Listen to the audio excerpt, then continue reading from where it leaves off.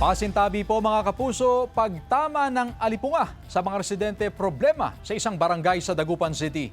Narito ang report. 2 linggo nang iniinda ni Mang Bernardo ang alipunga sa kanyang talampakan. Halos matuklap na ang bahagi ng kanyang talampakan na may alipunga. Tila wala rin daw bisa ang kanyang ipinapahid na gamot dahil araw-araw rin siyang lumulusong sa baha para maghanap buhay. Walang magawa. Parang ganyan, baha. Talagang mahirap kasi sa amin, hindi na bumababa yung tubig. Ilang araw na rin may alipunga si Aling Cindy. Hindi na raw siya nagsusuot pa ng bota dahil lampas tuhod na ang baha sa kanilang lugar sa Barangay Herrero Perez. Hinuhugasan na lang niya ng maligamgam na tubig na may asin ang kanyang talampakan bago matulog. Makati, masakit.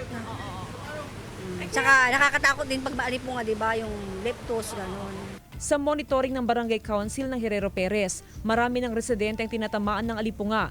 Regular ang ginagawang pag-iikot ng barangay para i-monitor ang sitwasyon ng mga residente.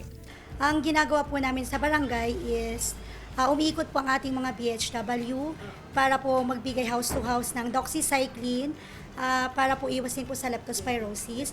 And sa concern po ng alipunga, nandiyan naman po ang ating City Health Office. Pwede naman po sila magpa-check up at sila naman po ang nagbibigay ng libreng gamot po para sa mga alipungan.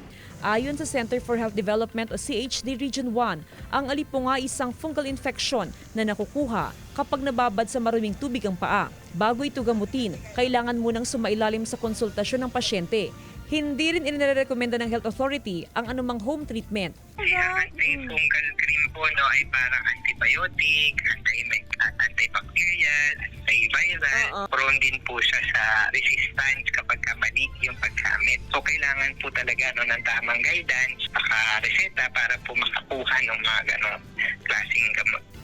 Kasama si Jing Dakanay, Jasmine Gabriel Galban, One North Central Luzon.